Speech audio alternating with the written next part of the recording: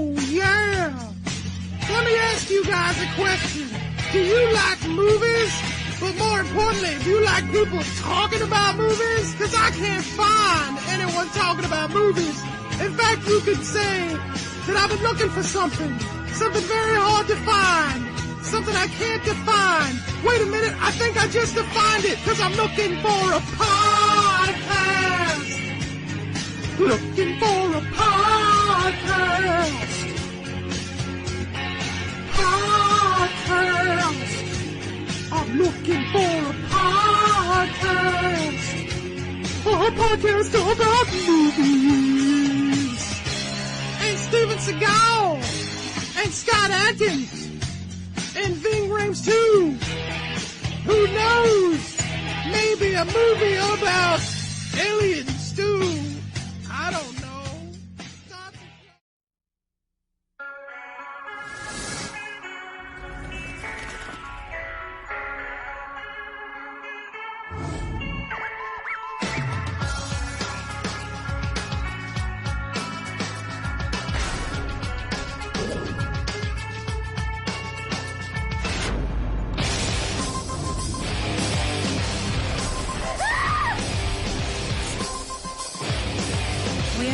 That when someone dies, the crow carries their soul to the land of the dead.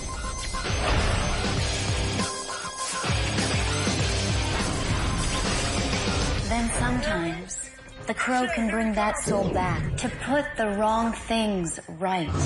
Didn't we kill that guy?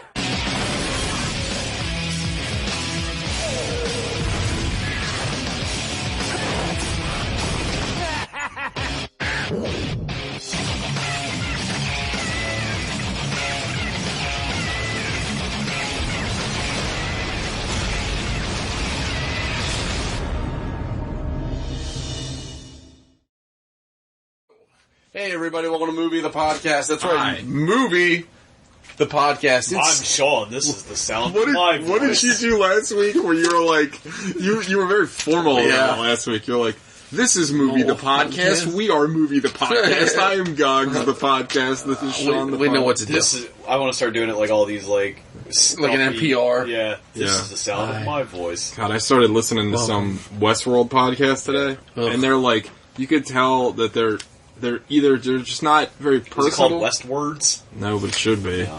And they just weren't very good, and you could tell that they were kind of reading off of like a format that they wrote up, and like it was just very like, this is what we're going to talk about today. And then this episode of Westworld, it was like, woof, I had to turn it off. Why was I programmed to feel pain? Maybe they're doing a bit because they're robots. Maybe they're robots. Bunch of hand job murder robots. Are y'all watching that? No, but I know what happens. Like, I don't want to say... I thought you started watching it. I've not started watching it. Who started? Oh, Alec. Alec started watching it. You gotta watch it. Yeah, this like sort of former buddy of mine's wife looks like Divine from... that former buddy of yours is a lunatic. Yeah. Sort of former buddy? Yeah, I'll draw me a chart later. He's at work. Anyway, hi everybody. I don't even know. He's just he's something else. Anyway, hi everybody. Hi. It's Movie the Podcast. Yeah. And we the things we do for you people. We have a tale to tell you about this fucking movie we watched this week. Oh, you didn't say thereby hangs a tale. Excuse me? From Preacher. Remember to go to the flashback? Yeah, very true. So we were continuing Crowvember, and this was, I would say, the hardest challenge that we've ever faced as a show. Yeah, I had an easier time getting that Jerry Lewis clown movie than... Oh my God. It's up there. I so want to see that movie. Yeah. Didn't they say they were going to release it recently? I thought there was some news that came out. Yeah, that's what I heard. Anyway. Talking about Shakes 2, still shaking. It's got a really... It's like the day the clown cried or something like that. You've heard about that, right? Yeah. Yeah. Fucking his Holocaust clown movie. Anyway, I just like the idea that apparently he had like the only Jerry Lewis had the only reels of film like locked up in his house. It's a Once Upon a Time in Shaolin type thing. That's fucking awesome. Anyway, well, maybe Martin Scarilli will buy it. So we watched The Crow, Wicked Prey. Do you think anybody went as Martin Skrillex for Halloween? Like they smashed those things together? It's not bad. Just like I don't know how that would look though. Just a fucking undercut farmer bro in like a suit. Just being a that dickhead. really weaselly looking face that he had. Yeah, you gotta look like a real smug fuck. Yeah. Anyway, so the Crow Wicked Prayer. So usually, this is a little inside baseball. Usually, when we watch a movie, we usually 99 times out of 10, I'd say we get off Amazon. 99 times out of 10. I said 9, didn't I? Please said 90. Well, 9 times out of 10, we get it off Amazon because it's the easiest thing to do. Because if it's not available on Prime, it's almost always available to rent. Yeah. And then, sometimes if it's easily available on Hulu or Netflix, that one of us has seen it on there, we'll use that. Have you? You know what I found? Abruptly switching No, you're topics. fine. Is that I almost never use Netflix anymore unless it's a Netflix specific show, like it's Marvel or something. I'm on Amazon almost constantly. Yeah, I'm the same way. Or Hulu, actually. I use both those. Not Filmstruck, though, because that shit is absurd. Dude, Filmstruck pisses me off. What the fuck is Filmstruck? So it's the new streaming service for Criterion. And so all the Criterion collections... Is this on there? No. This surprisingly is on the Criterion collection. So all the Criterion stuff is off of Hulu now, which sucks. And they started their own service, which I think is $8 a month. That's how much No, Hulu it's was. like $12 a month to get the Criterion. Yeah. So anyway, Filmstruck is... So, okay, that's fine. That's their own thing. But you can only watch it through, like, half of the devices that you can watch Hulu through. So it's not available on Xbox. It's not available on PSN. It's like, goddamn, you're gonna take it away, but then you're not gonna have it on all the devices. Come on, entitlement culture. Come on. It's annoying. I mean, that's why it's not getting bought. The people that would get a Criterion specific service on its own, that's not part of a package. With I bet they're else, way up their own ass. Well, they would probably already have all the movies they wanted to watch anyway. That's a real niche market. I mean, I would have bought it if it was available on PlayStation. Yeah. I really would have. Or at least would have given it a try. Right. I would have started the trial. Because I haven't, the thing was, having it on Hulu was nice. Because, I do have a big chunk of those Criterion movies, but, there's a lot that I haven't seen. Yeah, I have Mulholland Drive. I think that's my copy, isn't it? But, I don't know what the legal precedent is. I was wondering where that went, actually, the other day. I was looking at my shelf. I was like, I'm the worst. I don't remember giving out Does things. PS4 not have an FX Now app? No, it doesn't. That's but Xbox has one. It's really annoying. Roku's got it. When I had when I had it on 360, it would just de-log me every once in a while. So here's the this is. Oh, by the way, this movie sucks. Yeah. Oh, it's terrible. And we'll get back into the trials that it took for us to get this fucking thing. Real trials HD. So get this. So with PlayStation Vue, right, you get FX. Yeah. So you can watch The Simpsons on demand on FX, but it's the edited TV cuts. I heard they has the movies, which kind of sucks. But this is the weird part. So Is there's the no aspect ratio wrong too. I think it's okay. Okay. But anyway, here's the weird part.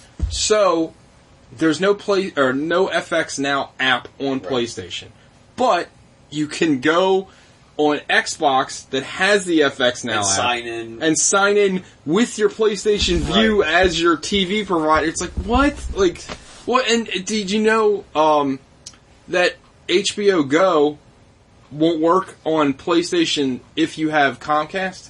Yeah, I think you told me. Which is fucking crazy. But here again, on Xbox it works even with Comcast. Like, what? Anyway, it's fucking annoying. So anyway, like I was saying, we usually rent it on Amazon. The movies we have had to rent them on YouTube a couple times. Yeah, but I guess my point being is that almost even the most obscure shit that we watch, like that.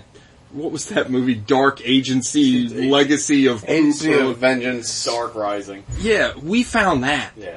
I mean, we found everything relatively easy to find to rent or buy or whatever somewhere.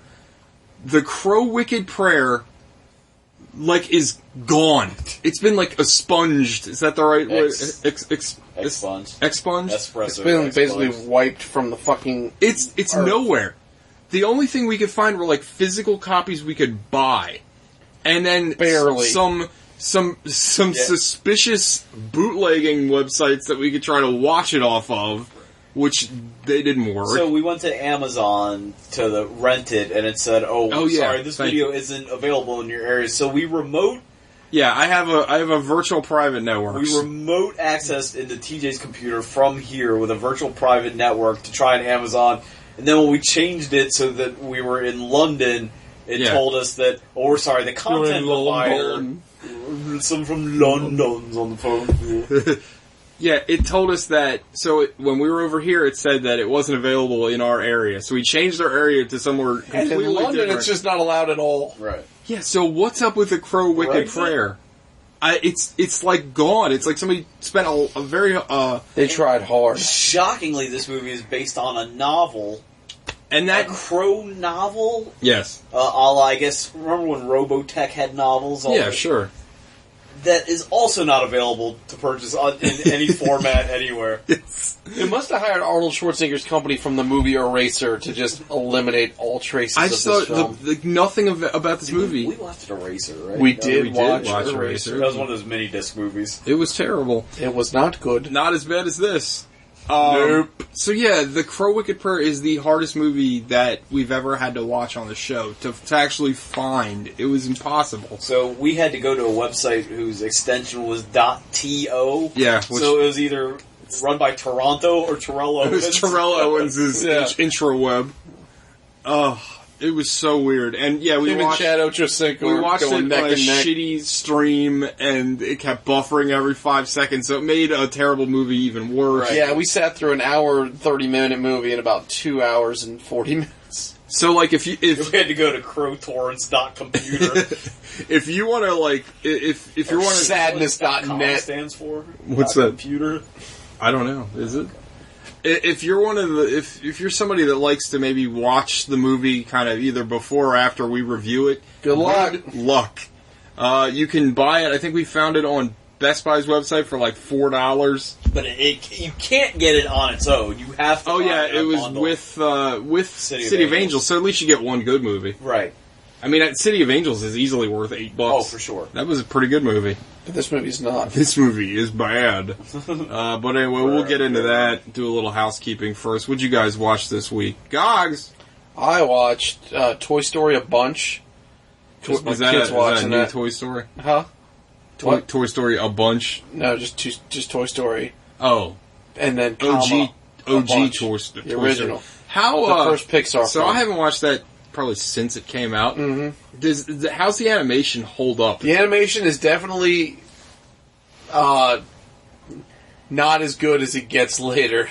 Right. But it's still pretty serviceable. Is it okay, or is it like jarring? No, it's still very watchable. Well, the problem is the people animation is fucking creepy as fuck. They're way deep in the uncanny valley. The toys look fine. Like, I feel like when Pixar did like Finding Nemo and WALL-E, when they actually did humans, they made the humans more cartoony, right? They worked fine, but the people in this are just fucking creepy looking. Yeah, I don't even remember what they look like Pinocchios. Like a fucking bizarre. Just sounds like cereal. I was about to say it must be the newest. Like they're not, but I mean that movie holds up. That might be the newest breakfast cereal. Yeah. But finally got to market. They're finally launching that new cereal. Everybody based on that 200-year-old property. You get to be the whale. Just go at it. I get it. I guess that's Tim Allen's best movie. Whoa. Galaxy Quest. Time out. It's certainly his most successful movie. Maybe, have you guys not seen The Santa Claus? I've seen it. Yes? I think Toy Story's slightly better. That's not even Tim Allen. That is Tim Allen. Oh, why did I think it was Martin Short? No, well, he's in the third one. Oh. Galaxy Quest, I think, is better than Toy Story. What about Wild Hogs? I've seen Wild Hogs. That has a William H. Macy in it. That movie sucks. Isn't John C. McGinley? There's a lot of C's in it. There's John C. McGinley. John C. McGinley. Ray Liotta. So, okay, some kind of like aggressive Kevin Durant. Hold on. Kevin Durant. That's what I want to get into. So this is always a great segue, but somebody at work was like, you gotta see this scene, it's really funny. So I'm like, oh god, what is this?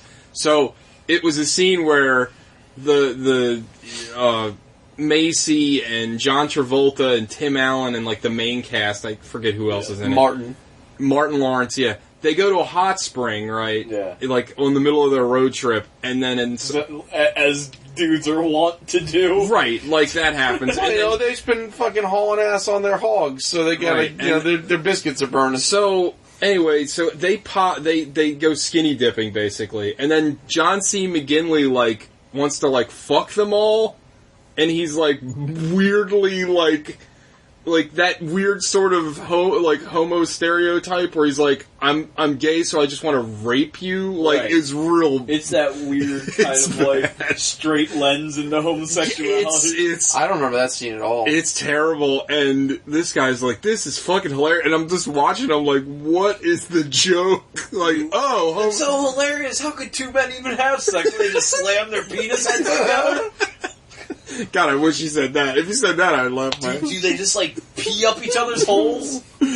Hilarity ensues. Oh my god. It's a strange...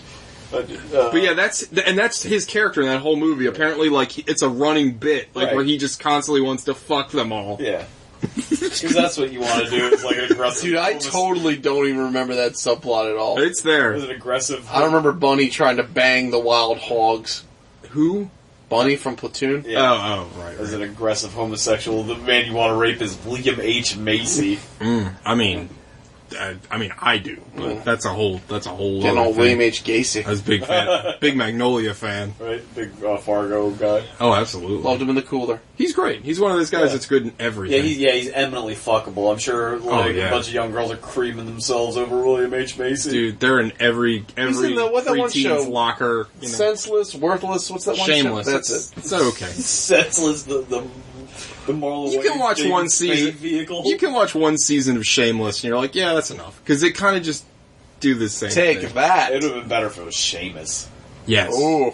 Well, you know, it was originally a BBC series, so it should have been Seamus. Yeah. It's weird that It came on right after Shut Your Gob. the dude that plays fucking Eli in Boardwalk Empire. Oh, you know yeah. what I'm talking about. He's in a Run the Jewels video. He's like Irish, I think, and he's in a bunch of the HBO shows, and he never speaks with that accent. So when I hear him speak like with that, I'm like, wait, what? That guy's British or Do you whatever? think people at the BBC get mad that when people Google that, that's not they're not the first thing that it shows up on the search? I think it depends on where you are. Yeah. Fair enough. What else, guys? So Also, Toy Story. I watched Toy Story. Wild Hogs. I did not watch Wild Hogs, but I reminisced about it Oh, we're just talking now. about Tim Allen. So, yeah, Timmy Allen. I mean, I think Tim Allen is pretty awful. So yeah, the fact that he's in any good movies is kind of shocking to me. yeah. I'm trying to was he was never in anything like pre. Besides Home Improvement?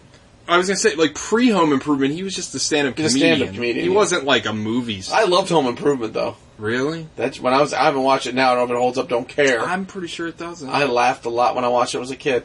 That's all that matters Did to you me. have the Home Improvement video game? That was there. No, there was a thing. Yes, it's a fucking side-scrolling like, It's like platform historically game. bad. God, did you ever And play that fucking Home Alone video game? It was terrible, and I believe there was 2 of them. Home Alone 2 was way better than Home Alone 1. Home Alone 1 was like an unbeatable fucking nightmare puzzle game. Yeah. Like where you had to keep setting traps and resetting traps, and then you'd eventually just get murdered by the wet bandits. You know, to be if really a Home Alone game would have been easy to make because you'd just make it like that tech mode deception game. Yeah, you just make it like Dungeon Master. Keeper. Yeah. But, I mean, it'd have to be brutal. You'd Yeah. be murdering scores of wet bandits. Tim Allen was in Red Belt. That's a David Mamet movie. He was in Red Belt? I guess so. I've seen that movie. I don't remember that. Was he the belt? He was actually the belt. No, he was red. Anything else, guys? Yeah, I also watched Son of a Woman. You know, I've never seen that movie. Tell me when to turn, Charlie. I'm gonna do it right now. So that movie, Al Pacino plays a blind man He won an Oscar for it, that yeah. wants to fuck people. But it's also, apparently it's a remake. I didn't realize that. It's a remake of an Italian film. Oh. So, How would you say that in Italian? Zombie 2. I wouldn't. That movie holds up. I really, really, really like that movie. I like Al Pacino's performance in it. It's Robin's best movie. Robin. O'Donnell. Chris O'Donnell. Oh. He plays the boy. Oh, wow. When did that movie come out? 92. I always think that movie's a lot older than it is. Is that right before Pacino kind of falls off a cliff? Well, he got his Oscar, so maybe it's yes, probably. But it's hard to keep up because that guy's been in a ton of fucking movies. I mean, it's Like, you go back and watch Dog Day Afternoon, Oh, he's or Panic great. in Needle Park, or something like that, and he's not doing all of this. No, that's where that Yeah. came. That was the genesis of Did it. he do fucking... Is that his Rooster Cogburn? You know Yeah. how I always talk about Yeah. Jeff Yeah. Bridges got stuck in that mode after True Grit? That's actually, I think that... But yeah, because... Well, I think the problem was he got him an Oscar, and so he's like, I'll just stick with it. I mean, after Son of a Woman, so you said that's 92, right? Yeah. So he probably did Devil's Advocate right after No, that. That didn't come out to like almost probably 2000. Is that right? Yeah. Really? He's not that old. But that movie I is... think Heat is like the last stand for Pacino, and he's way out in that too. Heat's really good. She's got a great ass, and your head's all the right up way it. up it. But I really do. Who else is in that movie? Real Bird. Oh, fucking... In Heat? No, Son of a Woman. Oh, again, I've never seen it, so... No, but fucking Philip Seymour Hoffman's in it Yeah. as Phil S. Hoffman. Phil S. Hoffman. Phyllis Hoffman. Yeah, 92, Son of a Woman. 95, Heat. When did fucking... Carlito's Way, 93. when the devil... Donnie Brasco, 97. I like him in Donnie Brasco. I don't care what you guys say. No, I think TJ likes it too. I do. But, Son of a Woman's... I mean, it's a fucking... It's got heart. It's got It's got fart. Pacino yelling at people. It's got Chris O'Donnell looking confused. It's It's got a very Pacino impassioned, almost suicide scene. getting pulled over in an Italian sports car talking to a cop's dick. Yeah, it's got a like that. blind Al Pacino whipping a Ferrari down the mean streets of Brooklyn. The Devil's Advocate came out in 97. And his name in that movie was John Milton? Of course it was. Oh, God. I don't lose, I win. Oh, God. John Milton. Really, guys? Come on. He was a great big old Hero hog protagonist. beast So, and probably ate 1,000 pancakes a day.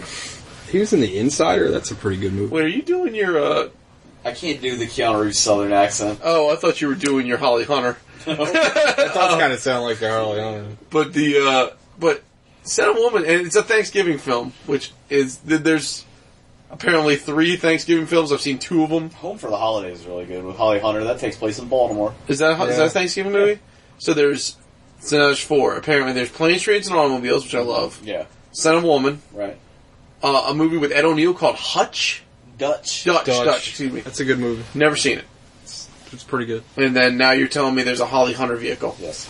But Son of a Woman's on HBO Go. Wait, you love Any Given Sunday.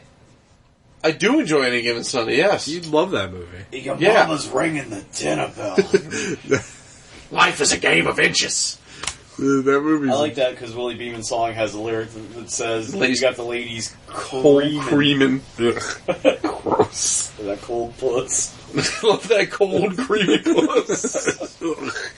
It's like just fucking putting your finger in a dollop of Daisy. You know, looking at his IMDb, he's definitely, it's checkered, right? Like it's Well, whose isn't? Look at mine.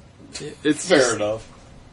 Anyway, I mean, like, that's the last. What was that shit movie he was in with De Niro?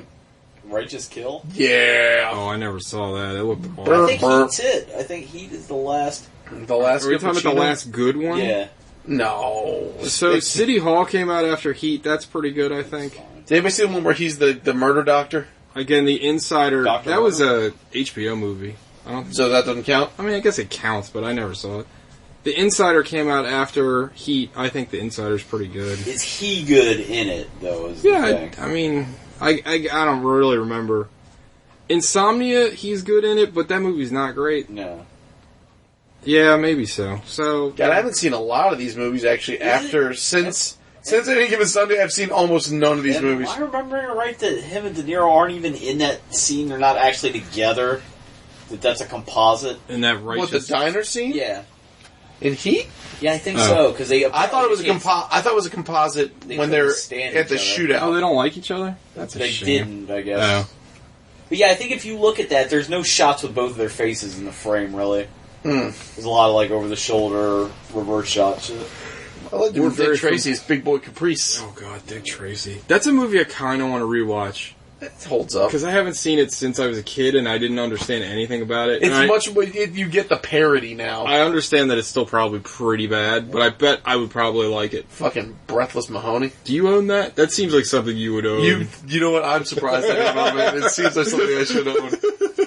My parents bought me Dick Tracy action figures, which is a weird thing for a kid to have. They had a thing where I thought it was a Dick Tracy cereal. They marketed the fuck out of that. I was just about to say that they marketed the fuck out of Dick Tracy. I remember. I think they linked up with Life cereal. If you ate enough Life cereal, you get a Dick Tracy watch. I love those old comics where it's like it's just Dick Tracy on the scene, and then like the next panel, punch.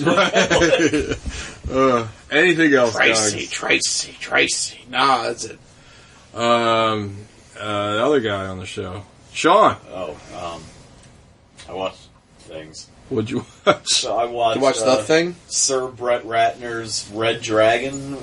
Oh, it's weird you watched that. I was actually going to watch that the other day. I was not great. Yeah. Why'd you watch it? No.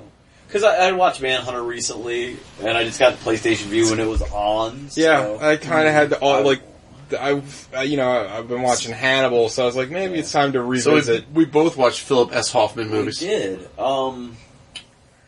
It lays way He did not get lit on fire in Son of a Woman, though. Just heads up. Yeah, it lays way too much on the sexual shit in this. Yeah. And the ending is really bad. Yeah. With his kid, and then Edward Norton, spoiler alert for this, is, I'm gonna cut it off, I'm gonna do dirt, Yeah, it's stupid. A lot of, Ed Norton. the Tooth Fairy's history is kind of implied in Manhunter, which makes it much scarier. Yeah, I totally agree. And I think that... Can we decide whether or not if Edward Norton minus Birdman is a good actor? Yes. I think he's a good actor.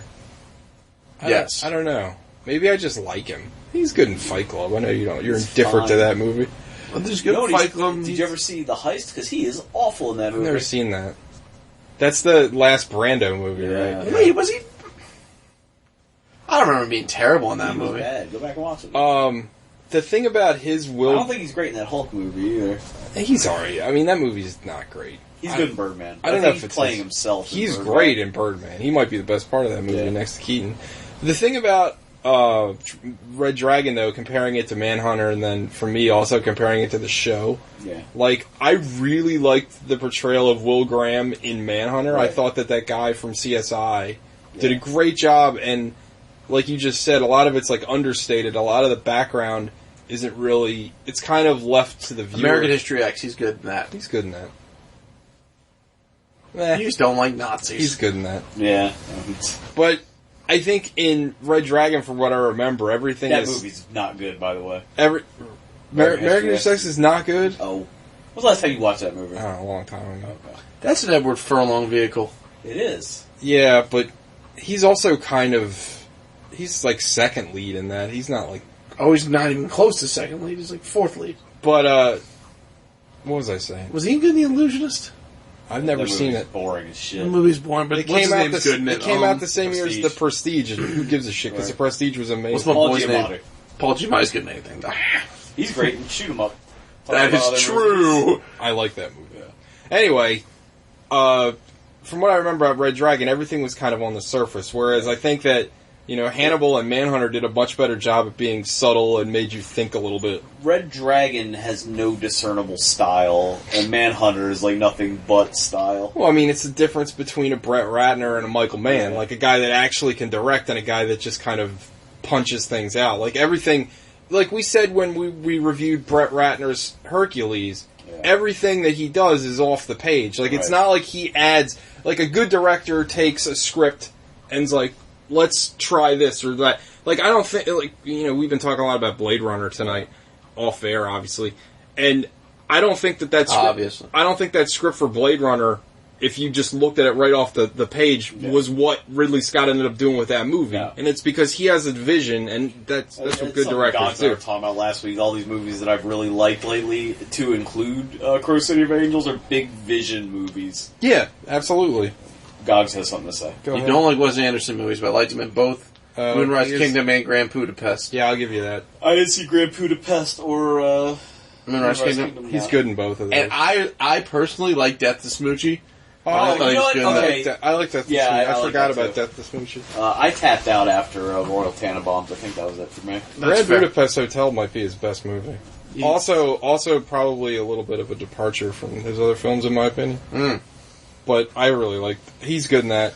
Ray Fiennes. Him and Ray Fiennes together again. You would absolutely hate Moonrise Kingdom. Oh, okay. Oh, you would Really?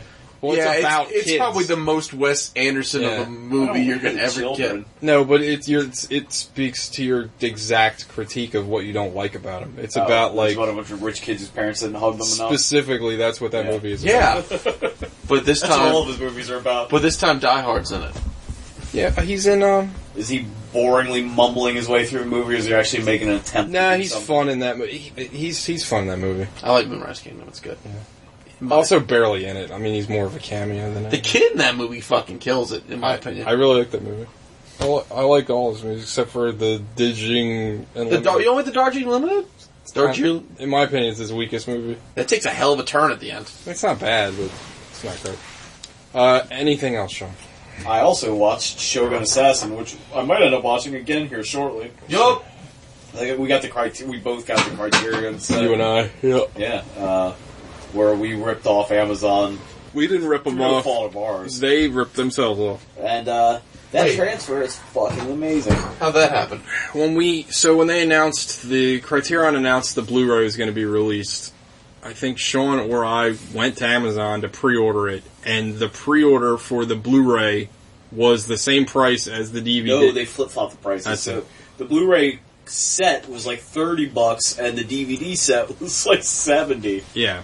Oh. Yeah. So we But they snatched don't up the Blu-ray, and Have they since fixed remedied the issue? I don't even know. get irritated a little bit with how much Criterion disc costs, but you kind of get what you pay for. I mean, they are worth put a it. lot of work into those things. I mean, even for like its full price at $70, you're getting what, 7 movies? I would have paid $30 just for that cut of Shogun Assassin. Yeah.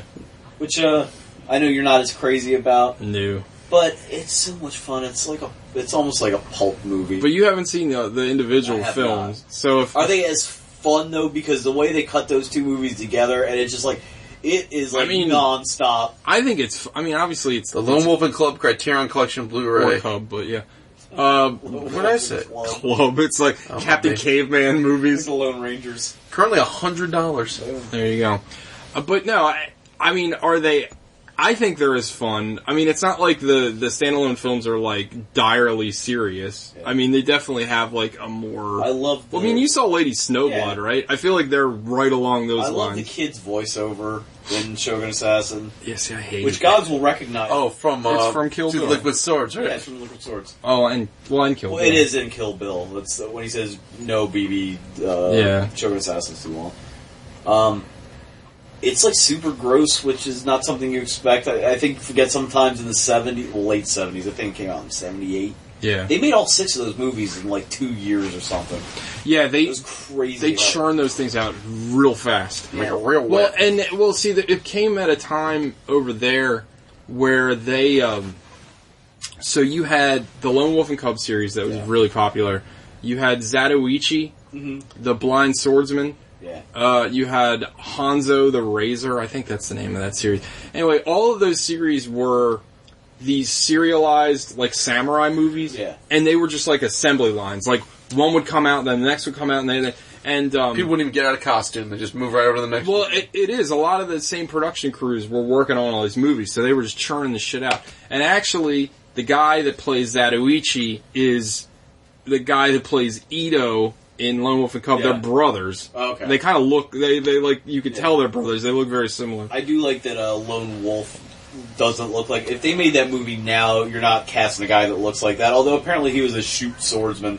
Yeah, and there's some really good.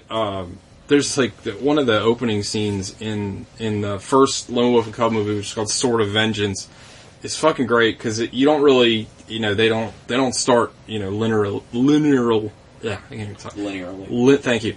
And he's just walking through like this village, and like nobody really knows who he is, and these guys, somebody figures out who he is, and they want to barter a deal with him, and like they try to ambush him, but he just is like sitting down at this meeting, and then like he, in like one motion, he takes his sword and like slashes the two guys like that are next to his left and to his right.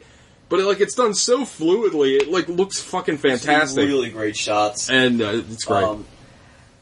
There's I don't want to spoil it, much of it for Gogs, but they don't give a fuck who gets killed in those movies, how they get killed. Nice. It is just a non-stop murder fest. Real George R. R. Martin's. The Shogun Assassin cut is. You gotta watch the standalones. I will. I've got all of them. They're so good. Apparently, one of the movies, there's a POV shot where a guy gets his head cut off that they achieved by actually just flinging the camera up in the air, which subsequently broke. I think that's in 5.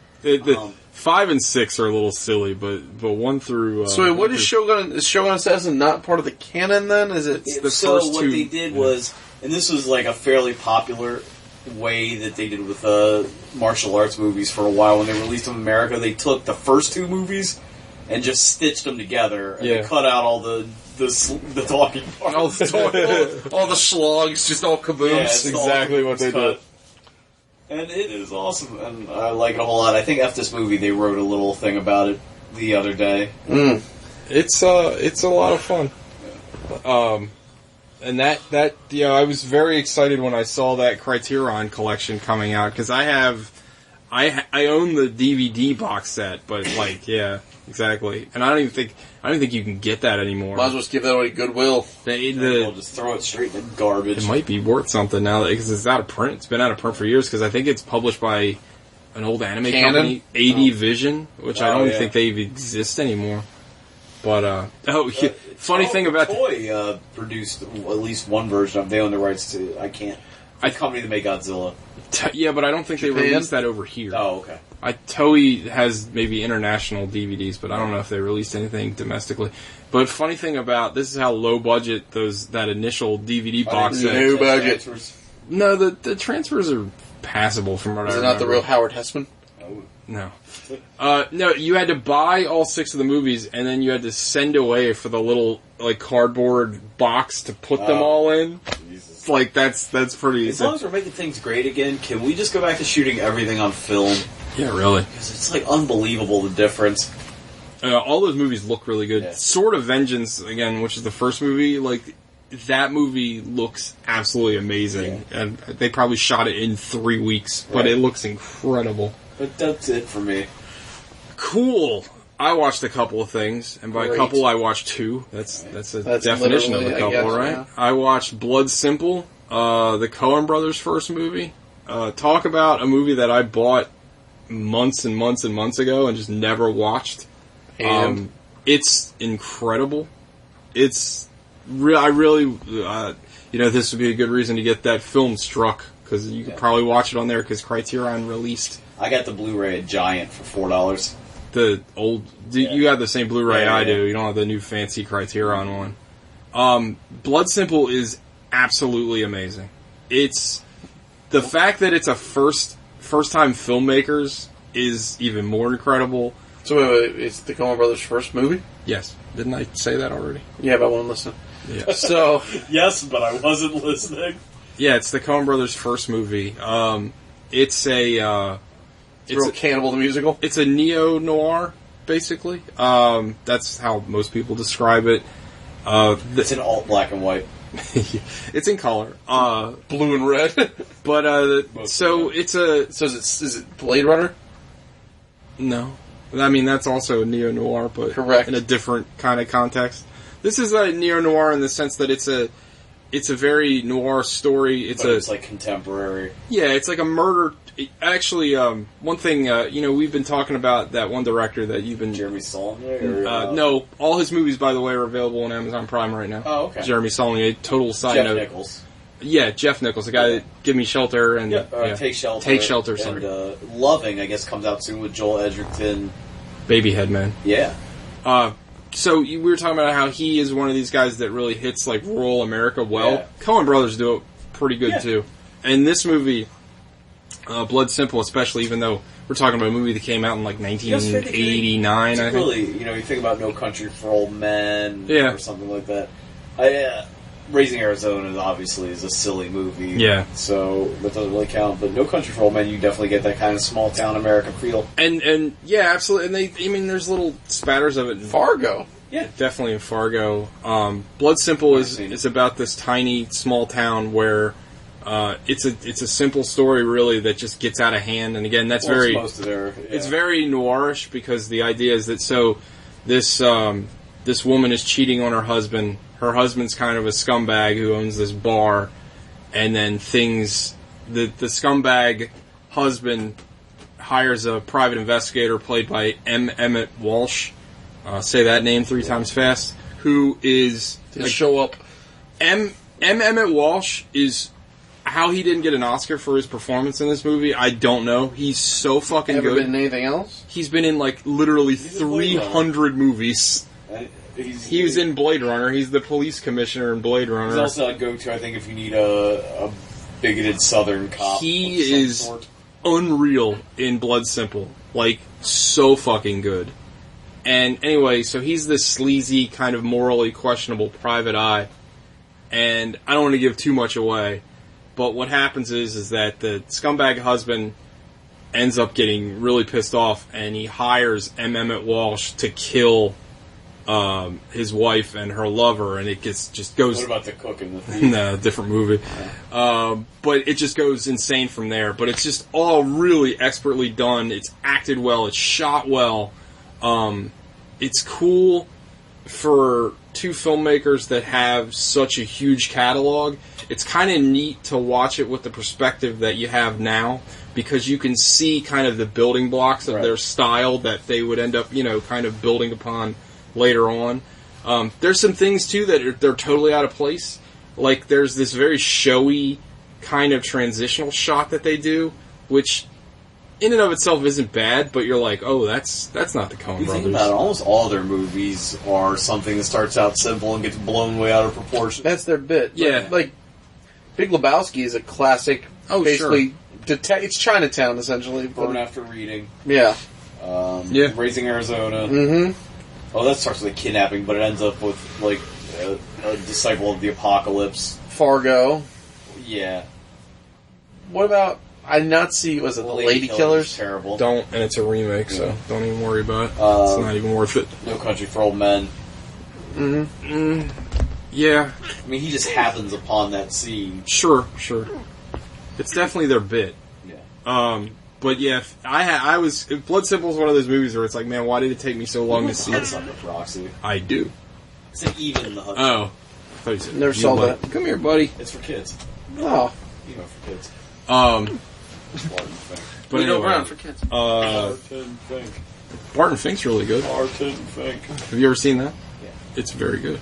Coen brothers are great. If you didn't know My that. favorite Totoro's in that movie. Yeah. Apparently his hairstyle is based off Henry Spencer's hairstyle from Eraserhead. Yeah. Which They told me that. I didn't know. I was like, that's kind of funny. But yeah. Pubic hairstyle is based off of that, too. Go watch Blood Simple. It is absolutely amazing. The only critique I have of that whole movie is that Frances McDermott is supposed to be like the young femme fatale sex pot, and that just don't work for me at all. She's more like a crock pot. Oh. The movie though has would hit still as I guess would become again one of these things that became a Coen Brothers staple. It has some just incredibly intensely violent scenes. I think I said it before. I think Marge Gunderson might be my favorite character in any movie. Yeah, she's fantastic. But there's Margie. I don't want to give anything away, but there's a very long sequence in that movie that is just impossible. Like, it is so hard to watch. I still think that the Brad Pitt fate in Burn After Reading is my favorite bit of weird, spontaneous violence. Yeah. It's so gross. Well, I guess the difference in this specific example in Blood Simple is that it's deliberate violence. Yeah. Like, you know it's going to happen, and you're just like, stop, please, stop, don't do this. Like, the thing that I immediately could compare it to is there's a movie I really like called Sympathy for Mr. Vengeance. Yeah. Have you seen that? Yeah. There's a sequence... Part of the Vengeance trilogy. The first one, actually. There's a sequence where this girl is going to drown. Old Boy is part of the trilogy. And Sympathy for Lady Vengeance is the third. But there's a sequence in that first movie where this little girl is about to drown, and the protagonist is deaf. So you can't hear her thrashing around. I remember that. And you're sitting there, you can see what's going to happen, and you're just like, stop, no, don't do that, stop, movie, please, stop. And it's a whole, you just sit there and fucking watch it. It is fucking agonizing. And Blood Simple has a very similar sequence with, I won't say who, but someone basically is crawling to their death and then is buried alive. And it's just like, whoa. Yeah. And I love the movie though, and like I said, Emmett Walsh, absolutely amazing. Like, there's like a very Texas Chainsaw Massacre vibe to the movie because it's kind of like this hot, oppressive, sweaty. There's a sequence where Emmett Walsh and I can't think of his name, David. Coulier. No, the guy's been Chappelle. No. The guy's been in a ton of stuff. He was in Mulholland Drive, and he's like, no. Did you watch it yet? No. Ayers. No. His name. If I showed you his picture, you'd know who it was. Keckner. I can't think of his fucking name right now. Hold on. Letterman. I want to say that he played a character in Seinfeld as well, like Elaine's dad or something. But hold on. His name is. Dan Hedaya. Oh, Dan Hedaya from Alien 4. Yeah. So also Clueless. So there's Dan Hedaya is the scummy husband that owns the bar. So also in Sister Act? No, that was Harvey Keitel. What was that? So anyway, Dan Hedaya is talking to Emmett Walsh. He was the bad guy in Commando. Yes. Do you think Sister Act is in the same universe as Bad Lieutenant, since he deals with nuns in that too? Without a doubt. Okay. Well, we haven't established he's in Sister Act. So there's a sequence where he's talking to Emmett Walsh. This is when they're bartering the deal to get the murder done. But they're talking in this little... Emmett Walsh, who's a huge man, he drives around this shitty Volkswagen Bug. Yeah. Which is, again, just like perfectly like great for what the Coen brothers do with this character. Because he's this strange guy, and he has a big yellow suit. He's just strange. You know what I mean? Like, it's just an odd character. Anyway, as they're talking, like, they're both sweating, and it's just, like, gross. You can tell it's hot in the car, and there's a fly that's just flying around. There's one point where Emmett Walsh is just, like, waiting for a response, and the fly is just crawling on his head, and I don't know, there's something, like, oddly kind of rivetingly organic about that. Like, it's just so odd, and... You think it's something that just happened? I have a hard time believing they were like, here's some flies. They got a fly handler on this case? I bet it was just something that they went with, but I don't know, it makes it more kind of earthy to me. Yeah. I loved it. I thought it was really cool. And I guess it's something that I just don't see in a movie, so it instantly stuck out to me as being something like, wow, that's pretty interesting. Blood Simple, though. Can't recommend it enough. I know probably a ton of you have already seen it and are like, whatever, that movie's 25 years old. Yeah, I've never seen it. Way older than 25 years old. I'll accept your recommendation. It's fucking incredible. And how'd you watch it again? I own it on Blu-ray. I got a copy of it too if you want to borrow it. I don't think it's available on any of the streamies unless you have Filmstruck. So, yeah. I don't, because I don't know what that is. Do you not listen to us talk? We just talked about it 10 minutes ago. Basement Walls. Jesus Christ. It's the new Criterion streaming service. I know you were talking about it earlier. But you did the... I didn't know what it was up until that point. Oh, okay. All right. So how would I subscribe to it? Fair enough. Now you can. Use your logic. I never do.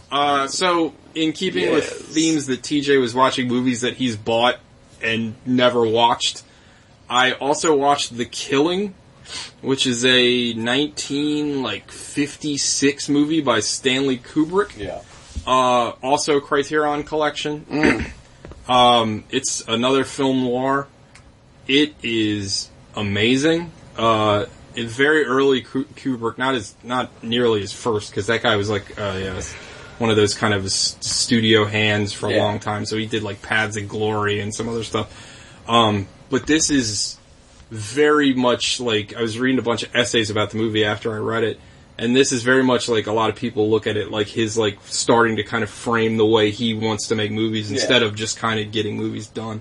Not to say like his earlier films didn't have artistic merit, but this was really like his stamp because he wrote the screenplay, and a lot of people like it was one of those like dynamite screenplays. Like the people that produced the movie were like, this movie has to get made. Yeah.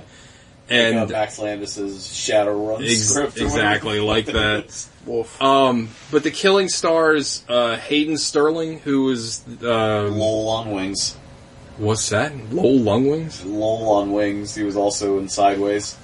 Oh, really? He played the Sandman in Spider-Man 3. Yeah. No, that's not him. Thomas Hayden Church. No, Hayden Sterling played the crazy commander in Doctor Strangelove. Yeah. What was his name in that? General Ripper? Yeah. Was that his name? He's great in it. The idea is that he is a career criminal who's like looking for his last big score. Again, it's film noir, so it's like not like the stories are always kind of archetypal.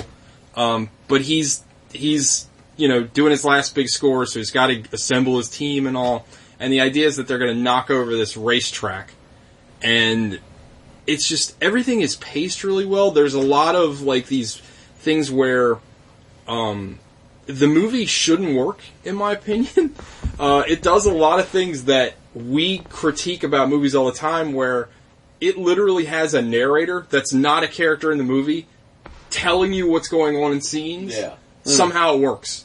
Like the Dukes of Hazzard. It goes so well, and it does sort of a Rashomon thing where it in certain sequences, not like cut and dry, but it will replay events in time in different sequences from different points of view. I really liked it. I thought that it was written really well. Like, again, we talked a couple weeks ago about an old movie that I watched where I thought the dialogue really stuck out, where I'm not used to like old movies' dialogue being particularly good.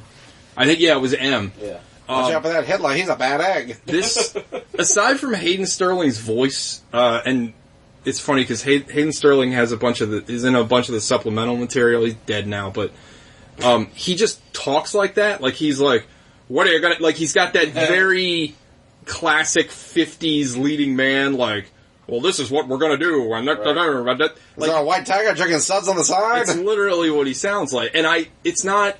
That's just how he sounds, because even in interviews when he's not in character, like, that's just how he talks. What was the style at the time? Well, he even talks like that in Doctor Strangelove. Yeah. But again, I listened to that in Doctor Strangelove, and I thought he was doing, like, a voice. Yeah. No, that's just how he talks. He's funny as hell, too, in that supplemental material, because, he's like, I never liked any of my films. Like, I never watched any of my films. Even the supposedly good films, I never watched them. I couldn't bring myself to watch them. And, it's like, alright, buddy. But no, I really, really enjoyed The Killing. I don't want to give anything away, but it has, a lot of people say, an anticlimactic ending. I think the ending is kind of beautiful and weird and, I don't know, it kind of makes sense. The whole thing is this big meticulous plan, and then it kind of ends on, a fart. And it's like, oh, alright, I kind of like that. Ends on a fart. But, speaking of ending on a fart, we've gone. Excellent. We've already gone an hour. Yeah. Well, no one's listening. We talked so much about Filmstruck. It's a special double-sized Thanksgiving episode. Yeah. We should have watched Thanksgiving too. Oh, yeah. Did they ever make that? I think so. The second one? What was the Gobble, gobble, bitch. Gobble, gobble, bitch. That was Scary Terrier? That movie was awesome. I love it. Where he's sitting at the dinner table with the sheriff with the mustache and the glasses on and the cowboy hat. The sheriff doesn't realize that it's a turkey. Tune into our episode of Thanksgiving, everybody. That was a great movie. No. Oh, it really is a lot of fun. I legitimately enjoyed that movie a lot. Thanksgiving. Oh, by the way, speaking of listening to our show, if you listen to our show via Google Play, I finally fixed our feed. Yeah. So all our new episodes will show up on Google Play now. So you're welcome, Internet. It was the dumbest thing that I had to fix. I felt like a true idiot. I wish I could figure out on podcast how to get more than 12 shows or whatever it is. What do you mean? It doesn't go back very far. Oh, really? Mine only goes back, a couple months. Huh. I don't know. Anyway, let's get into fucking Crow Wicked Prayer. Since we've already talked an hour, you can tell that we're doing everything we can not to talk about this fucking movie. This movie sucked to fuck. Well, let's get into that Gogsnopsis, shall we? Alright. Yeah. This is going to be real terrible because the movie was terrible and the streaming service we used was terrible. So, just keep all that in mind.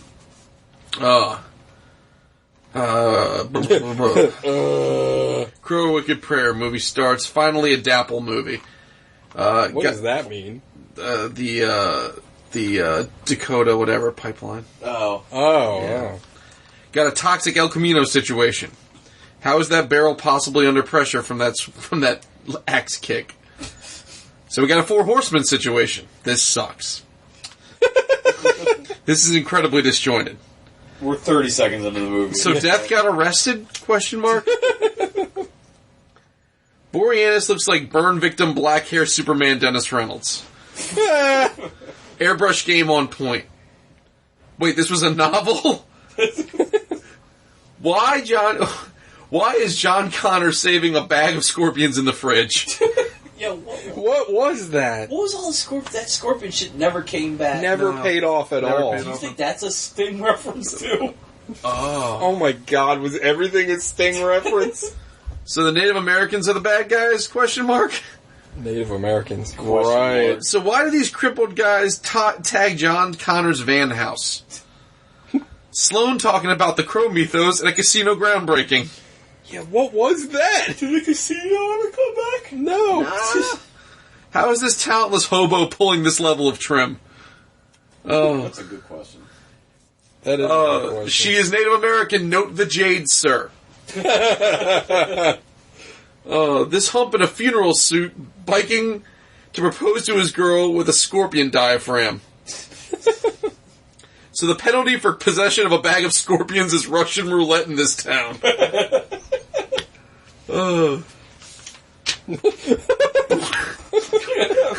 Borean is keeping it real casual at this eye gouging. Got a chain gang flashback.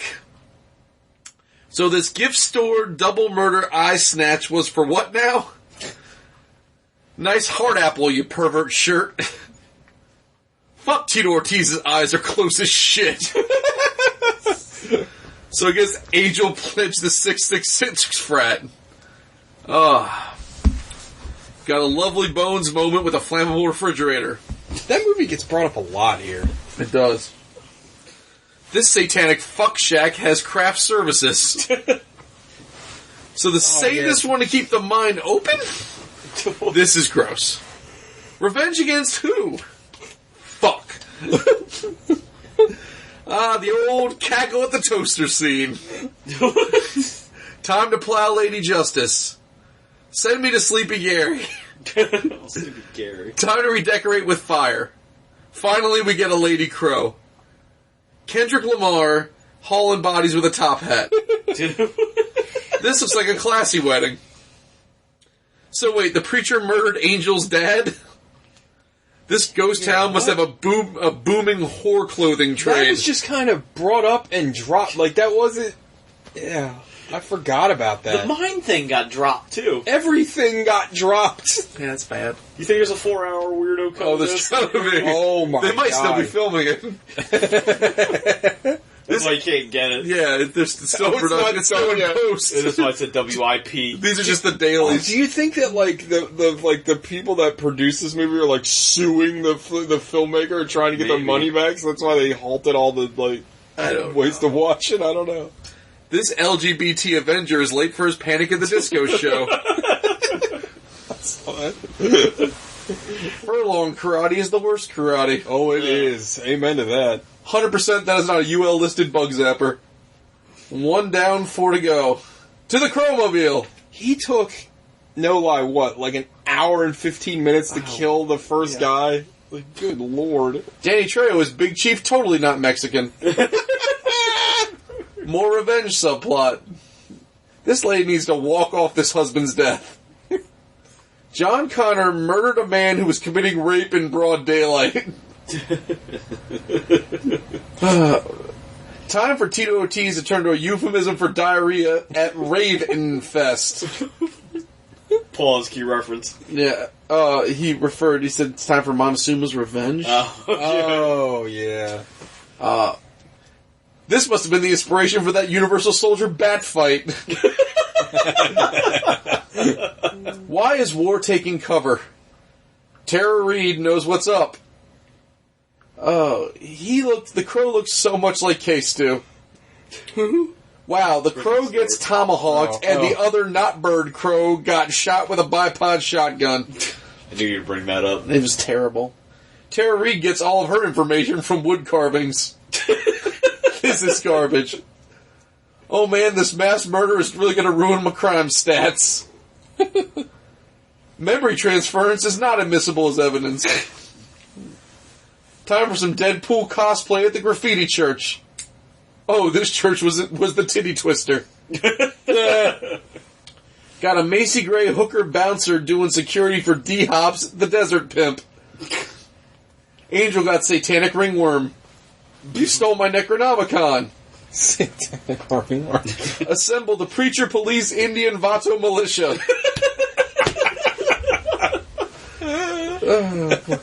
So the D-Hops get ordained online too? Nice dynamite pajamas, Dozer. I think he is Dozer, right? Yeah. Dennis Hopper just said homie G during his Satan wedding. No, he's Tank. The big guy's Dozer, right? No. That guy wasn't a big guy? No, his brother was that big Jim Brown looking motherfucker. Oh, right. One of the two. Right. The next two are direct quotes from the film. Hurry up, make me the Antichrist. And kiss the bride, motherfucker. These were direct. Hurry up and make me the Antichrist. Literally flashback. Pause. Yeah. Is Dennis Hopper's fucking pimp game, does it include them making an Antichrist a la Devil's Advocate? I totally missed that. Yeah, that was the whole thing. Oh, wow. Yeah, I think so. He was like a pimp / like Satan bringing cult leader. Yeah, this was like a real end of the days meets taxi driver scenario. Yeah. If Harvey Keitel was also like Harvey Keitel. Yeah, Harvey Keitel was also like some chief priestess trying to, bring back Moloch. Udo Kier. If this was one of those classes where they handed out a quiz after the material, I'd be in trouble. That'd be bad news. I think anyone would be. Literally flashback the whole film, still don't know what's going on. It could be like an open movie test, and just to be like, I don't know. I can't get the movie.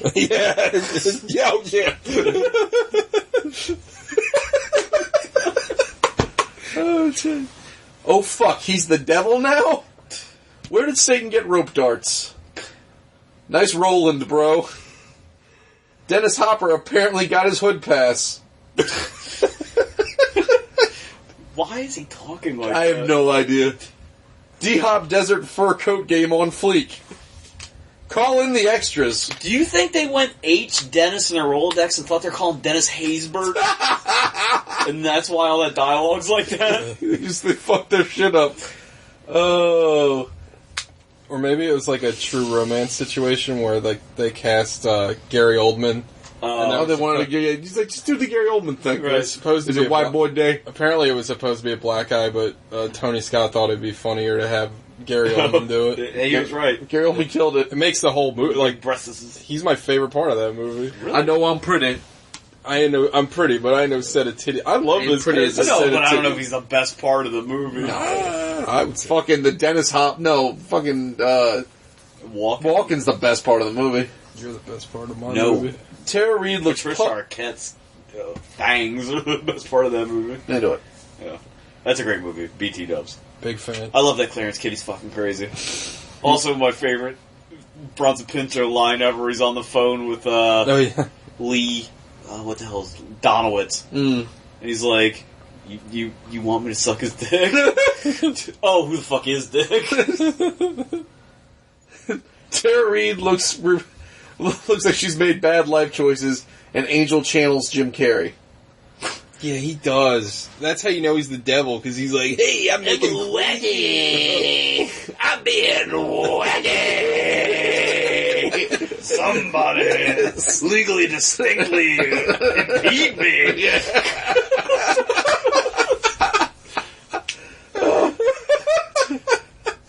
This is a tribe of Native Mexicans. Smoldering. Warm. John Connor is terrible. Oh, is he trying to channel Christian Slater? Oh, are we crip walking? Question mark. Time to give you my totem pole. Oh. This makes Twilight look like Citizen Kane. Oh, hey man. How's your runic reading? How was your runic reading, Tara? Not good. Fat ass Danny Trejo giving a bird a lap dance to arouse it back to life. That is what happened. That's exactly what happened. The fuck is this? That's a sharp ass termite mound. Yeah. Yeah, what? Time to go to Satan jail in our ghost car. And now it's time for me to die in my Forrest Gump sex swing. The end. Yeah, so at the end of the movie, yeah, good job, guys. Yeah. At the end of the movie, the crow kills the legitimate devil incarnate on a pile of sand. Trash? And we're to understand... We're fuck on a pile of trash. We're to understand the crow's like an angel now? Yeah, Sorta? I don't know. And He had his crow get up from the Raven Fest because he was dressed up like a Raven person one Well, time. the word And angel it's- definitely gets brought up 6 or 7 times. And by the way, if no one picked it up, it's Rave And Fest. Yeah. So it's a rave, and it's a fest. yeah. Even though that seems sort of... Gonna get wacky! I'm gonna say bitch a lot. This movie We're gonna ruin the Chinese! is a goddamn mess. It's fucking terrible. Because, like, almost at the end of the it's movie... still better than Salvation. Who's a worse crow? John Mobius or whatever Mobius his name or... was. Oh, Alec Turbis or whatever the fuck his name was from the last movie. Sean, you disagree. You said it during the movie. Ed Furlong's like barely in this movie. Yeah. Like it's a crow. You had the theory... Eddie Furlong's the prettiest crow. No, that Spanish guy from the second one. Oh yeah, Well, fine. Eddie Furlong's the He's prettiest the one that lady looks crow. most like a woman. yeah. He could not be more like a feminine. Like, the first time he's in full-on crow makeup, he kind of looks like Chris.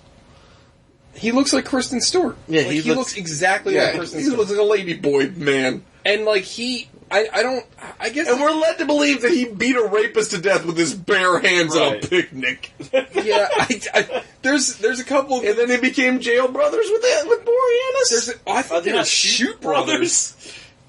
I thought they were shoot brothers. Gimmick brothers. There's a very It's a work. funny scene. Sean pointed it out while we were watching the movie where Ed Furlong is supposed to be digging a grave, but you can tell Ed Furlong has never actually held a shovel in his life, so he's just kind of like... He's digging the grave of his dead girlfriend, who he just carjacked the hearse thereof. Yeah. Yeah. He also holds a baseball bat in this movie in the most like curious way I've ever seen. He holds it like it's like a full-size axe. Yeah. He's got one hand on the butt and one hand like almost in the middle of the barrel. Yeah. Sean, I interrupted you, though. We're saying something about how the crow was hardly in this movie or something. Oh, yeah, and you postulated that this was one of those, a script for something else movies, which I would have totally bought, except for the fact that it's based on an extended universe Crow novel. We have to try and reach out to this author if he's still alive. The book... Okay, so again, I think we touched on this at the beginning of the show. The movie is not available to watch anywhere, and the book seems to be just taken out. Like, you can't find the book anywhere. It's not on Amazon, and it's not easily found. Like, I did Google searches for it, and Wikipedia searches nowhere. Nothing.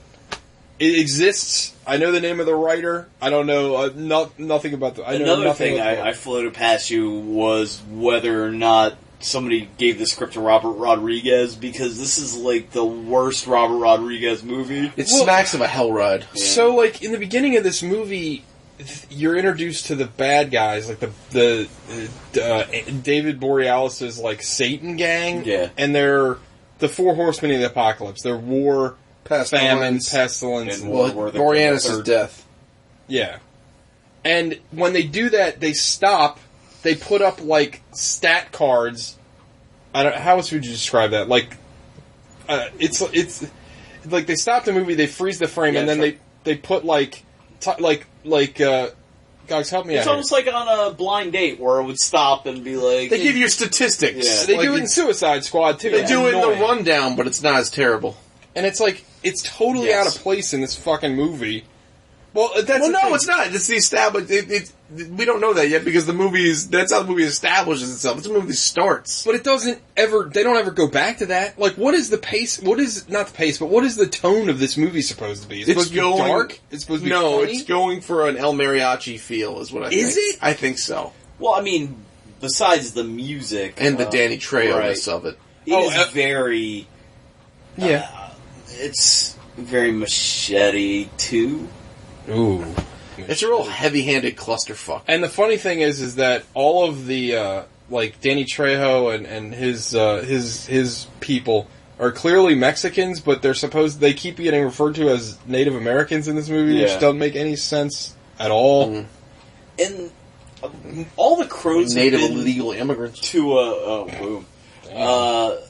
Get ready, Trump's coming. Not my fault that the idiots voted for him. Shit. I think it is your fault. All the crows have been to one extent or another sort of effeminate or androgynous but Yeah, but I feel like Brandon Lee... Somehow Brandon Lee and the French fella... They both look like they could fight. That's the thing. Edward Furlong, he has an effeminate voice, but it's not even that. He seems very weak. He's wafy. He's tiny, too. He's not physically imposing whatsoever. At least, like, Brandon Lee was kind of ripped. Yeah, it would look like in this movie that Tara Reid should be the heavy because they would have the most realistic fist fight. Yeah, and I don't know how tall Vincent Perez or Brandon Lee are. But he wasn't comically... No, and he looked like he didn't... Yeah, I guess the problem like fellas that could throw hands. David Borealis is probably like, what, like 6... He looks like a bigger guy. Probably 6 and change. And he towers over Furlong. Yeah. Like, it looks like... That's what it looks like he's fighting like a weak child. Yeah, and then the movie, it doesn't make sense, well, a lot of things don't make sense in this movie, but halfway through the movie, like, the Crow has superpowers, like, they're like, doing, like, superhero But jumps. they kill the Crow with a tomahawk? Revolutions. What's that? No, it was bleeding to death. Remember, he wraps it up in a towel or something. Oh, and that's why Dan What Trejo happened? sex Say that dances it again? back to life. At some point the crow gets tomahawk. The bird crow, not the man crow, gets tomahawk. At least in this version, Eddie Furlong did not turn into the fucking crow. Yeah. Like the bird. Because that happens in Salvation. Why was that guy... He's an anamorph. Why was Cypher wearing that dynamite suit? I don't know. There's so many things about this movie, like, I don't understand. T. Ortiz died? Maybe? There is a point in this movie where Gog's brought it up in the Gog synopsis where David Borealis breaks up a wedding and he pulls a gun on a priest and he's like, "You killed my father." Like, and the guy's like, "Yeah, I'm sorry about that." But it's like, what? Like, huh? Oh, also, at some point, David Boreanaz's dad, who was a preacher, got murdered by this guy who appears to be Hispanic but might be Native American over a collection box, and now that guy is out. But you're literally getting murder. You're literally getting all that information. Now a priest. You're getting all that information from half a sentence in this movie. Like it's pursuant to that scene. David Boreanaz shoots this guy in the chest in the daytime. Yeah. The Crow shows up hours later. Yeah, they're going to light a random priest on fire. And the priest is still in his mother's lap, where he's been for literally hours, and nobody's called anybody. No. Wife. Whatever. But their kid was the rapist that the Crow beat to death with his hands. No, it's a son, because she said, "I'll never forget what you did to my son." Yeah. And he said, your other one's still alive. Oh, is that what he said? Yes. But we're to understand that her son got shot in the chest and is still alive, and she has done literally nothing for hours. cried over his body for hours at a time. And look, and he's fine. Can we talk about the Crow putting on his crow? Well, for some reason, when Ed Furlong comes back and becomes the Crow, he has flashbacks of dressing up like the Crow with his girlfriend ? When they were alive because they went to Ravenfest. Oh, is that why? From a year ago? Yeah, Because someone's like, why are you in your Ravenfest gear? Oh, fuck, When she's not busy speechifying at soft openings of casinos that never do anything. Yeah, let's go to this. We're going to shut down the mine and build a casino. And while we're here, let's talk about the spirit of vengeance that comes back in the form of a crow. What? She literally gives the same monologue as Sarah does in the opening of the first Crow movie. And the second one. Fine. But yeah, it doesn't make a lick of fucking sense. This is still better than the third one. And, well, we forgot about the, one of my favorite sequences where they murder Ed Furlong and his girlfriend, and Tara Reid's like, I want to cut your eyes out. And then... No, she needs to for her, like, Satan... Well, she legit cuts her her eyes Satan workbook. Oh, is that right? Her little devil activity book she's got.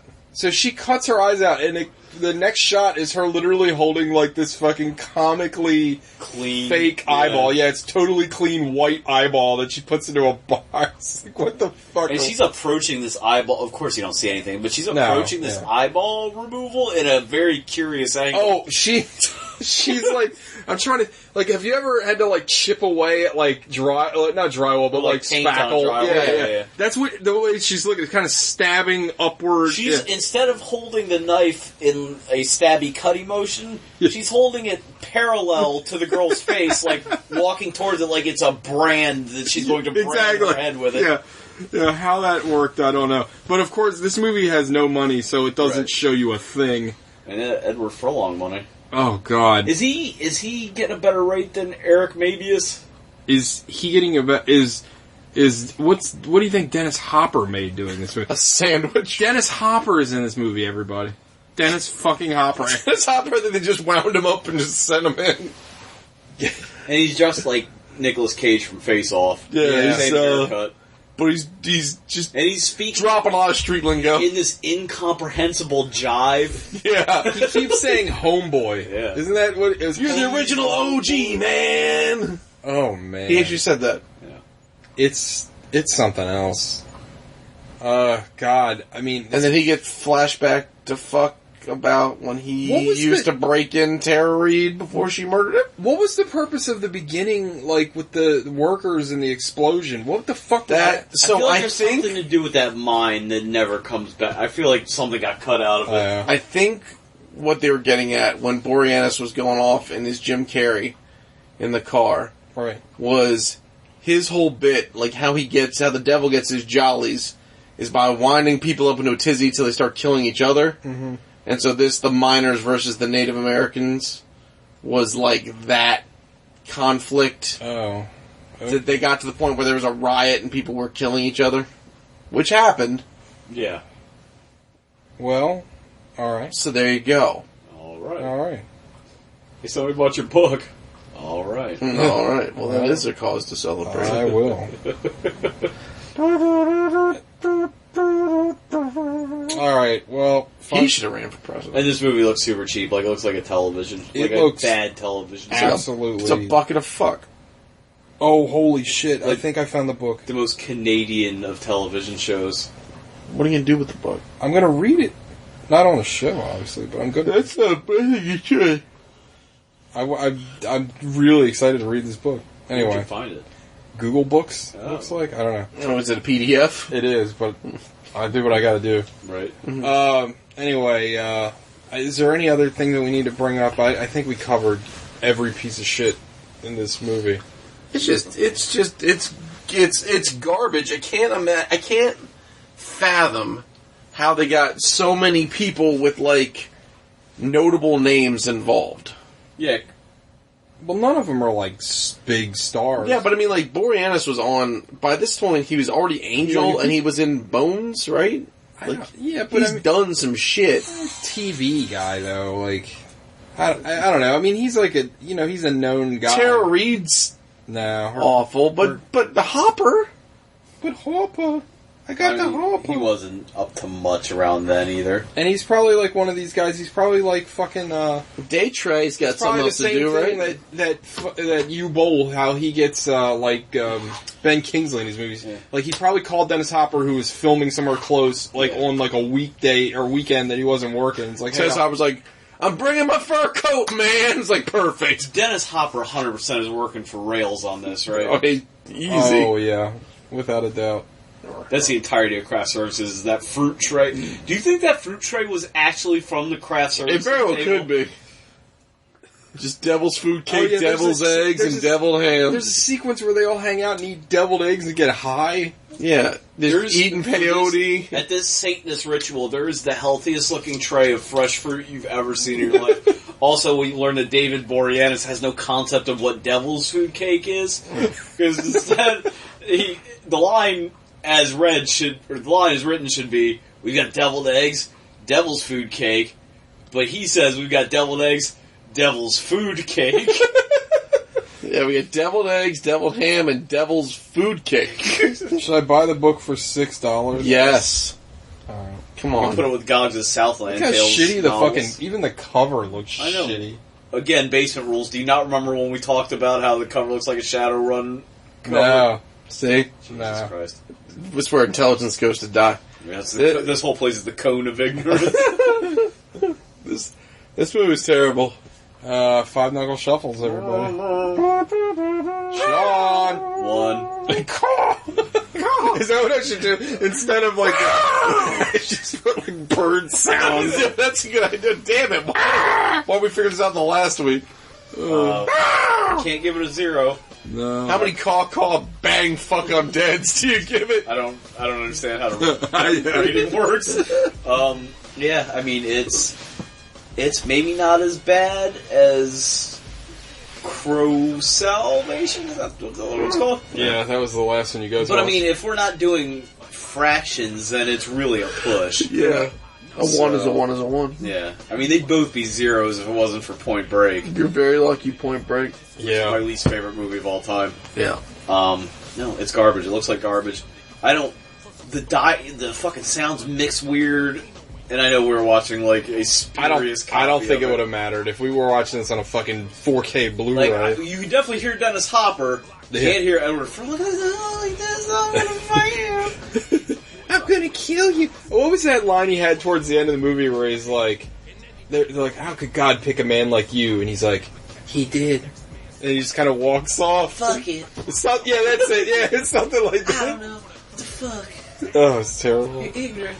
It's ignorant. There's nothing in this. This movie has no redeeming qualities. Nope. This is a movie that we watch and talk over, but if you watch this by yourself, you would legit commit suicide. Yeah, you gotta be on a watch. Yeah. Like, I can't imagine somebody turning this on and watching it all the way. Did this have a through on their theatrical? own. No, God, no. This movie was on Sci-Fi Channel a lot. Yeah. Like, you know how, like, they have their, like, slate of fucking garbage Which movies? is weird because this movie has no science or fiction. No, but you know how they're It's based on true events. anything with, like, you know, any ties to comic books, they'll Yeah, show. that channel's like full of starfuckers. Oh, it's awful. But yeah, there's nothing positive to say about this movie whatsoever. No. Other than at least it's not a police procedural like the last one. Alright, I'm also gonna give it a 1. I don't even have any, like, it's just one of these movies where I just feel drained. I feel angry that we watched it, because it's so bad. And I don't know how you fuck up a movie this bad. I still can't get over the fact that this was, like, an original Crow IP. Like, this was meant to be a Crow movie. Because it seems so, like, hey, we got 3 different movies we're gonna smash together. Nope. It's just a weird, shitty Crow movie that didn't need to exist. And this is the last one, right? Yeah, There's besides the TV. Yeah. We have to buy for $150. $430. Those are your two options. I forgot to tell you guys that. We looked up because we were like, well, we can't watch this movie, so let's watch the Crow TV movie. And we couldn't find it anywhere. We're like, how much is it to buy? And the box set with like this TV guide cover was like, what, $250 new.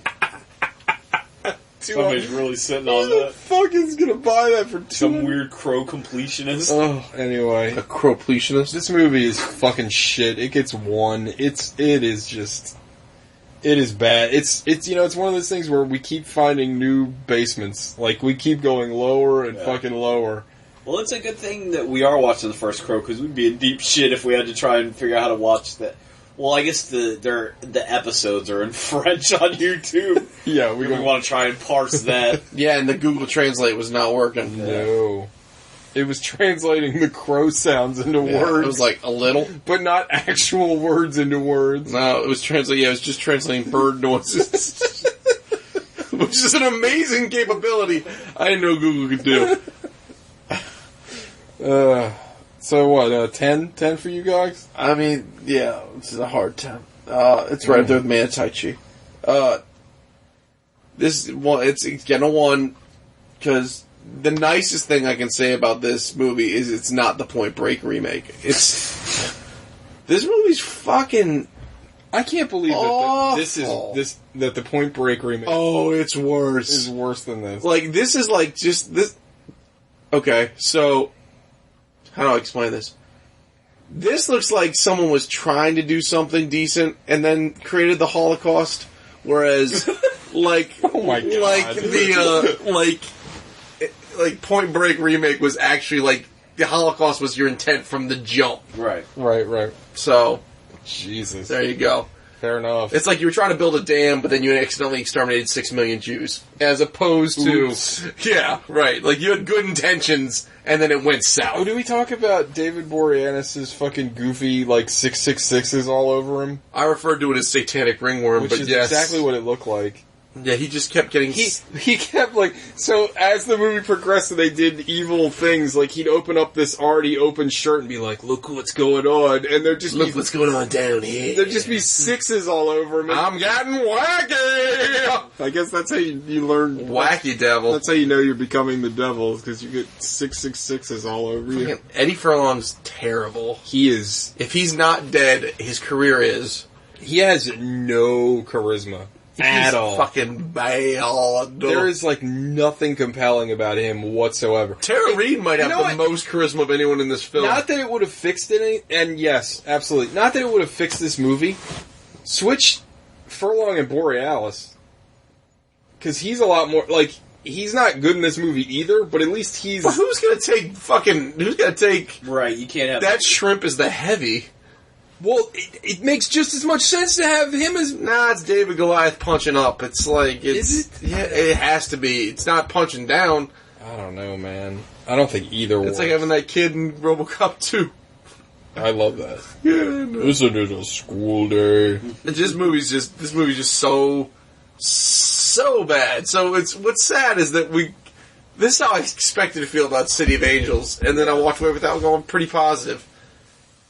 And then Salvation was just shit, and then this is just like this is like heavy-handed shit. Like, it's just awful. Like, it really does feel like the Hellraiser films. I've never seen a movie drop so many plot threads as this one. Like, yeah, in succession. Just and at the same time has like no real plot. No, I guess he's and unlike the last movie, everyone recognizes Eddie Furlong in this movie. Yeah. But in the last movie, no one recognized Alex Furious, sort of the fucking name was. To be fair, too, none of the people are really that shocked that he's back from the dead. They don't know he's dead. They know he's dead. No, they do not. The gang knows he's dead. Oh, the gang knows he's dead, but no one else does. Well, yeah. To be fair, but they're one of them is Satanists. the devil. Yeah. Yeah, but, like, Resurrection's kind of their bit. Is that just like... Also, this town is one of those lobotomy towns where nothing phases anybody. There's spectators at the wedding chapel. As guns are drawn and people are getting shot, they're sitting there, as Tyler Durden would say, calm as Hindu cattle. Yeah. There's another scene. That bird party where everybody gets murdered to fucking back. Yeah. But there's barely any people in the background then. This movie's so cheap that when people get shot, they have to do it under a sheet. Yep. There's a big like sheet. Mormons. Oh, God. You do anything through this hole. Alright, so we're watching the OG Crow next week, right? That ought to be the real fun. OG homie Crow. I think as Dennis Hopper would say. I think now that movie's going to look even better. That movie will shine. Yeah. Alright. Fucking Tintin and Skank. Yeah. T-Bird. Skank, I'm not... Fun Boy. I'm not Skank. Skank over there. Skank dead. You should do them both. He'll get my man. He'll kill my ass next. Oh man, I can't wait. I don't even need to write a fucking. I don't even need to synopsis that one. I can just shoot that from the fuck. I can recite that whole movie now. We're all gonna shoot bullets. Yeah. Like, I mean, like, do a shot with, and then swallow a bullet. Pussies drink last, man. Pulls out that big knife. Fucking Gideon getting his place blown up with a shotgun shelf or a shotgun full of stolen rings. R.I.P.D. That guy just died. Did he? Yeah, a couple months ago. Shame. Anyway, we'll see you guys next week. Yep.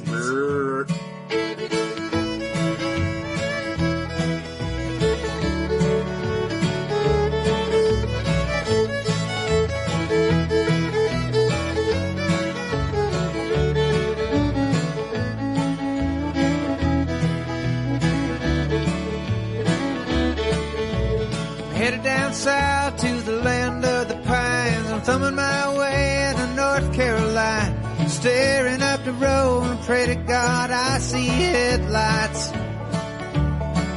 I made it down the coast in 17 hours. Picking me a bouquet of dogwood flowers. And I'm hoping for Raleigh I can see my baby tonight. So rock me, mama, like a wagon wheel. Rock me, mama, any way you feel. Hey, mama, rock me. Rock me, mama, like the wind and the rain. Rock me, mama, like a southbound train. Hey, mama, rock me.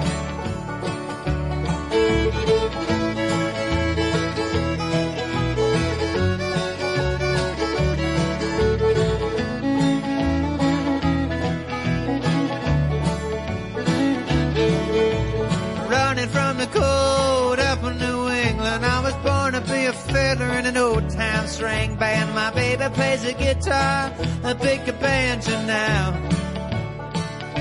Oh, North Country winters keep forgetting me, and I lost my money playing poker, so I had to up and live. But I ain't no turning back to live that old life no more. So rock me, mama, like a wagon wheel. Rock any way you feel. Hey, mama, rock me. Rock me, mama, like the wind and the rain. Rock me, mama, like a southbound train. Hey, mama, rock me.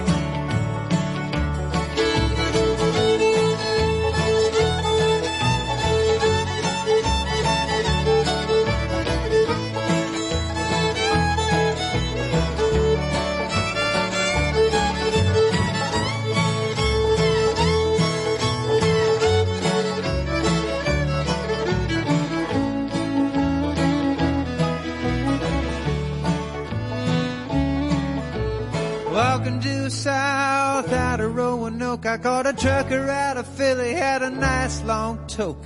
But he's headed west from the Cumberland Gap to Johnson City, Tennessee. And I gotta get a move on before the sun. I hear my baby calling my name, and I know that she's the only one. And if I die in Raleigh, at least I will die